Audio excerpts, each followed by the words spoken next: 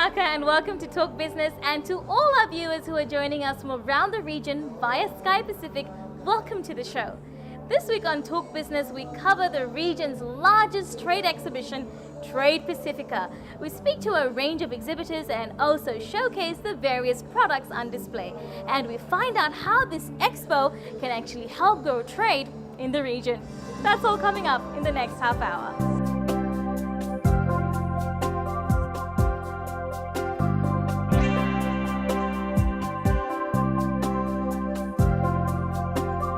Gathering agro and aquaculture producers, tourism operators, buyers and sellers from around the region under one roof to network, synergize and eventually trade has been the focus of the largest trade expo in our part of the world, Trade Pasifika. From offering an opportunity for business entrepreneurs to grow and develop trade and create lasting relationships, to learn from the experience of pioneers in the trade business, to tap into new markets, it's an event that could be described as the catalyst for all things related to trade in the Pacific. And that's what those behind the event have envisioned. 17 Pacific Island countries were well represented at the 3-day event, which has grown from the inaugural exposition 2 years ago. The first one was held in Denarau. It was a first one, a new one. You don't really know what would be the result. And following on from that, the second one is now held at the Vodafone Arena. And obviously the number of exhibitors have increased. We now managed to attract buyers from various countries that will be coming in to join us. We have quite a lot of local interest and obviously the interest from the region in there.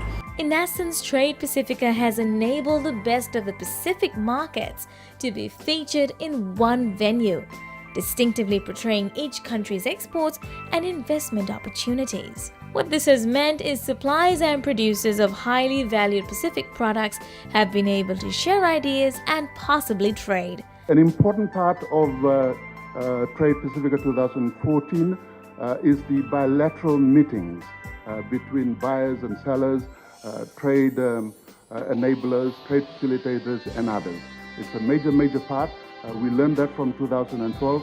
We're giving it a lot more focus, more status this time around, and we'll kick off every day with these bilateral meetings. And I'm sure that out of these meetings we're going to generate a lot of new interest, a lot of new trade in the Pacific. When it comes to regional trade, Fiji no doubt leads the charge. An enabling environment, interest from emerging markets, and improved product quality have been key factors that's led to this growth. As part of the region, I don't need to say that, but we've always been advocates of regional integration through trade. And the recent trade figures, if you look at it, indicate the importance Fiji places on our regional market. Even latest trade figures point to that direction. How so? Can inter-regional trade then assist countries within the Pacific to step up their game? Our trade with the region has increased from almost zero in the year 2000, to 10% now of our total trade since last year. In fact, our exports to Pacific Islands combined is larger than our largest trading partner, which is Australia. However, amongst our region, trade is still low and impeded for various reasons. And the Pacific comprises some of the smallest economies, face unique challenge in terms of participating in international trade, as we all know. Intra-regional trade, I believe, amongst our island countries should be seen as a stepping stone or building block to trading with our international partners. The key is getting the fundamentals right. As the country's trade minister argued, access to markets and forming the right linkages are crucial to regional trade sustainability. How certain businesses have were actually started and then fell by the wayside. And the reason why they did was because of the lack of ability, as I pointed out to them, to be able to connect those people who developed those products or made those wonderful handicrafts or created wonderful designs or made coconut virgin oil to tie them up to the market. And not just tie them up to the market, but to tie them up to the market at the right price. And I think that is very, very important to ensure that we get the fundamentals right within the national economy, but also at the regional level. Which is why the dream of an encompassing regional trading bloc could be a real possibility. If the Pacific were to rein in on this potential, we could develop into a powerful economic grouping.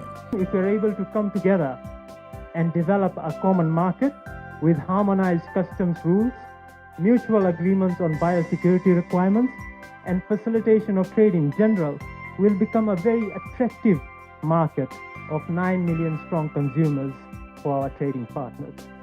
The removal of barriers, at least within the MSG grouping, has resulted in increased growth and trade. But this alone isn't enough to realize the Pacific's trade potential. Our ability to stand as a region to be able to conduct trade, not necessarily because of the removals of specific tariff barriers, but also in respect of biosecurity, in respect of the ability of our customs agencies to be able to work together. Our ability to also recognize the different comparative advantages that we all have as individual nations. And I think that is very, very critical. There are certain things, obviously, that can be done very well in Samoa, and Fiji may not exactly be able to do that. But at the same time, there are certain things that can be done fantastically in Tonga, and Papua New Guinea may not do that, and vice versa, of course. So these are some of the, I think, the machinations we need to go through to be able to come together as a region.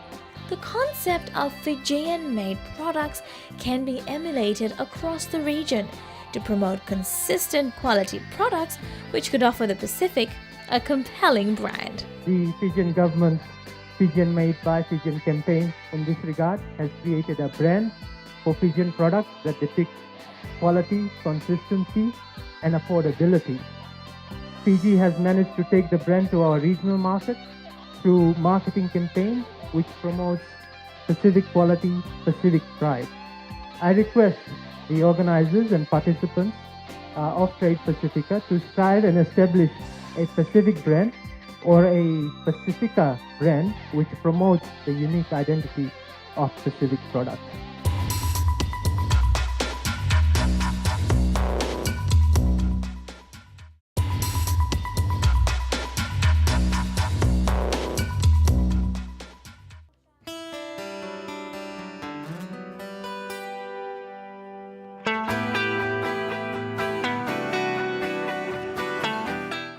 She arguably lives on the highest point in Papua New Guinea. Betty Higgins can proudly call Mount Wilhelm home, PNG's highest mountain at 14,793 feet. The former air hostess has built her home and a lodge high way up in the mountains at approximately 9,000 feet above sea level. Any further up from where she lives, and it can become humanly unbearable to survive. But this determined woman saw the potential of venturing out into a tourism business high up in the mountains. I could see the potential there for tourism. Trekkers would come from around the world to climb, and I like to provide affordable accommodation and help the trekkers to the mountain. There's a lot to do up on PNG's highest point. Apart from hiking, there's bird watching, high-altitude orchid viewing, and feeding fish at her trout farm. Established back in 1996, Betty's business has slowly blossomed, and being part of Trade Pasifika is an opportunity to tap into new markets.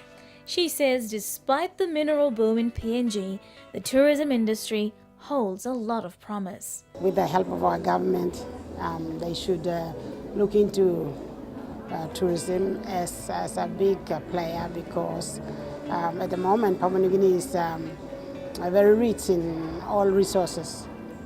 But at the end of the day, when all these resources go finish, extracted and gone, we will survive on agriculture, aquaculture and tourism. And I'm involved in the whole three, so I have three sustainable developments going on in my area.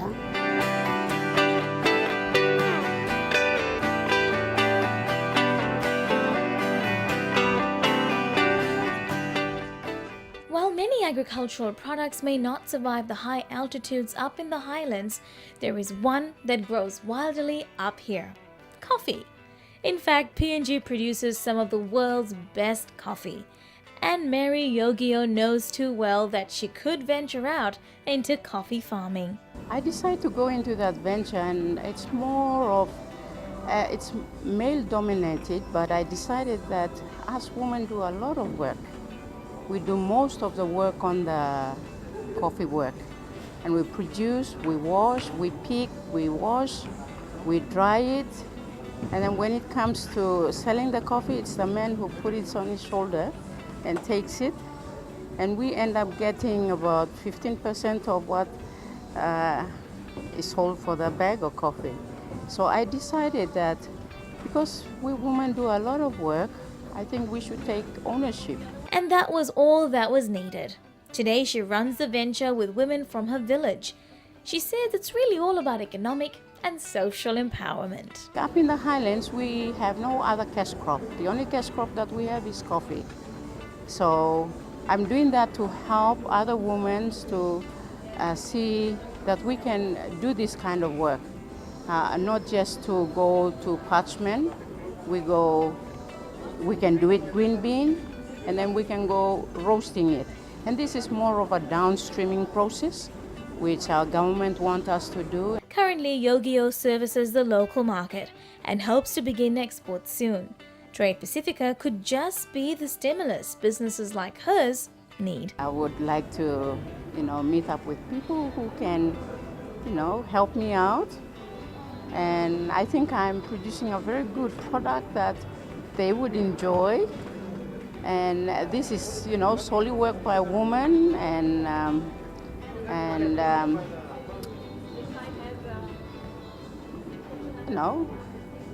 just to help me out. So I'm looking for people that can help me out. And I can learn from others also.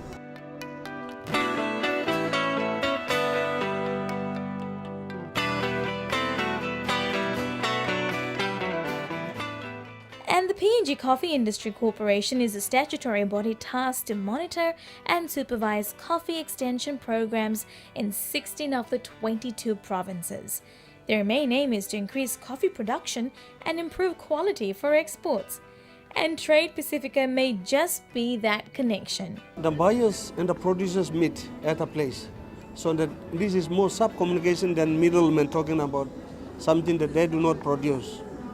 So this is my aim that such exhibit like Trade Pasifika, I really want small growing groups to participate like the ones that we have here, to at least meet and communicate with the buyers and the consumers of Papua New Guinea coffee.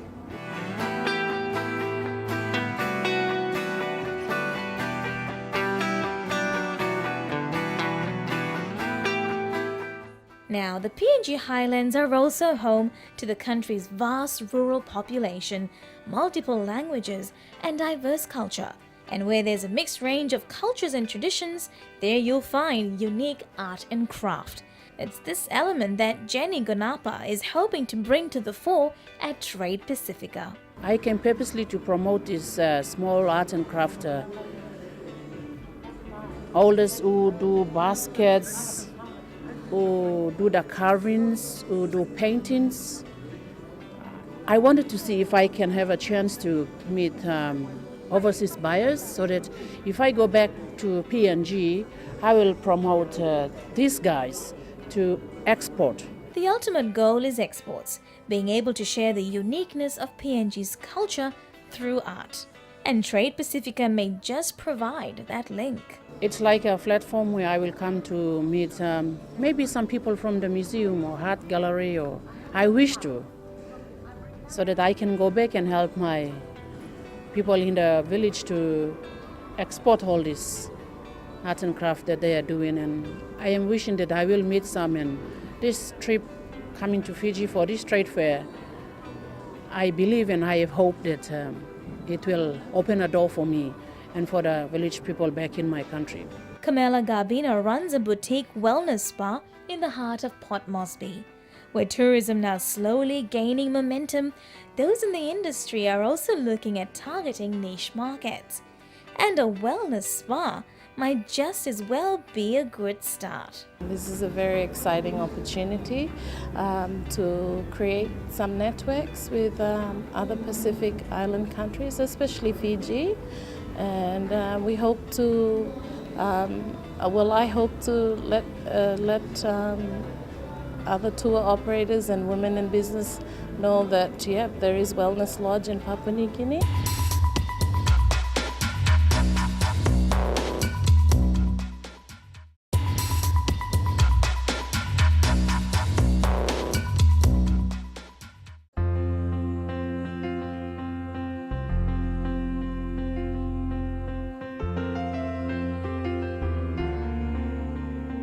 Coffee, Cocoa and Kava Limited (CCK) was established back in 1985 on a farm on Savai in Samoa. The agro-based business has grown today to include a range of other products aside from agriculture. But noni juice and honey remain their strongest export products. The company exports both products to Australia and New Zealand while roasts coffee for the local consumption. Despite the challenges of operating a business in the islands, CCK is hoping to expand their export base. We work with the Honeybee Society in Samoa. There are not a lot of farmers, and we try very hard to encourage them to continue farming honey. It's hard for them to see the benefits of it when it's sort of a slower moving or a slower growing agro product. Noni juice, which is made from noni which grows wild in Samoa. So there are plenty of farmers that have noni growing on their land. They're hoping to draw lessons from other exhibitors here at Trade Pasifika. I hope that, we can get into some of the bigger markets that we haven't had access to previously. But I also hope that I'll be able to meet a lot of our fellow Pacific Island companies, and maybe there's opportunities to do business outside the current products that I have here. I think Pacific is a little bowl where we can all draw on instead of looking outside to import products. So I hope that we can do business with other Pacific Islands.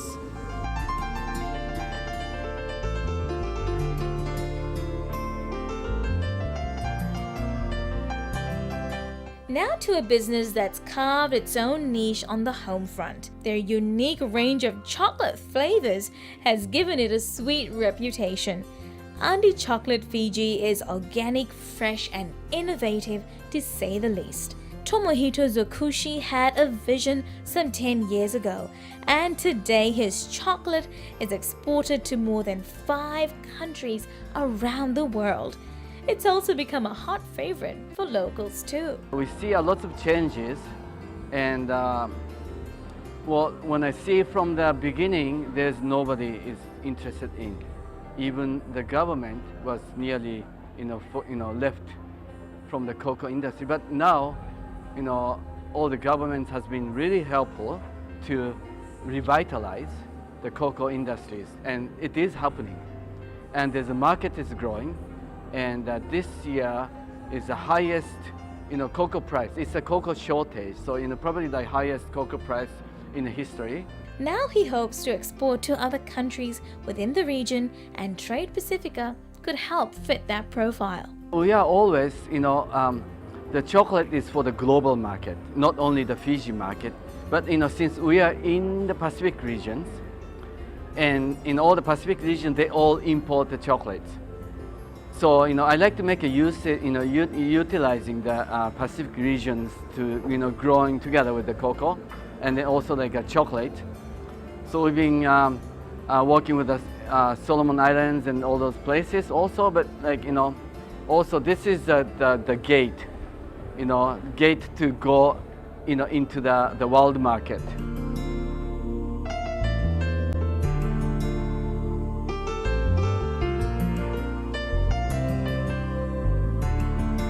Art and craft is synonymous to our diverse cultures in the Pacific. It's an interpretation of our rich history, traditions, and way of life. which is why every country in the Pacific has its own distinct style and story behind it.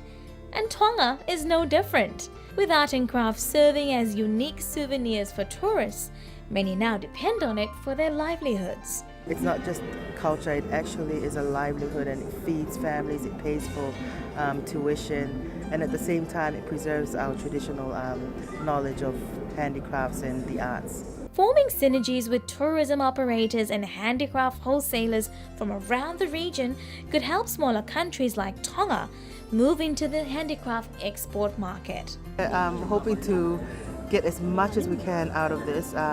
We are fortunate to participate in this one, but we don't always get these opportunities. So from Trade Pasifika, we hope to be able to go back with more knowledge of the market, better understanding what the customers are looking for, differentiating factors about what makes Tonga unique, and of course it's all about the stories behind it and the craftsmanship. We also hope to be able to link up with possible customers and people that we might be able to supply in future, and just learn from one another, because these experiences actually expose us to new opportunities.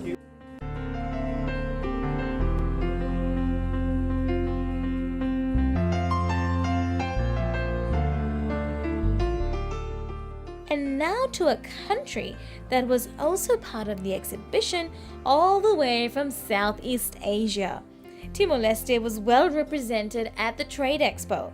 Leading the charge was a little innovative business called Lyman TL. Lyman in the Timorese language means hands. The company works closely with over 200 artisans in Timor-Leste who use traditional textile to make shoes, bags, jewelry, and even book covers. We are trying to promote the natural textile, the weaving that we have in East Timor that is traditional. So we are working actively with women to start also working with locally grown cotton and all the natural dyes. So we have handbags that are made with those textiles, we have shoes, earrings, jewelry, books, coffee boxes, lots of different items using this very traditional textile. Due to the long history of war, the indigenous population has largely been displaced, and this has resulted in the loss of traditional knowledge, which includes the preparation of traditional textiles. We're helping to revive especially the knowledge about the natural colors, the natural dyes, how to use plants, seeds, roots, leaves to create all the range of colors that they have lost during the war as well. They were displaced to lots of different regions, so they lost completely the knowledge about their own area and their own villages and all the recipes to prepare those natural dyes. So we're working with them actively on this at this stage. Trade Pasifika could possibly provide the company with a platform to grow beyond their existing markets. One of our interests was also to see what the other Pacific countries were producing. It's our first time in this part of the world, and we're hoping that we might have some interested clients and buyers, and that we can export to this part of the world.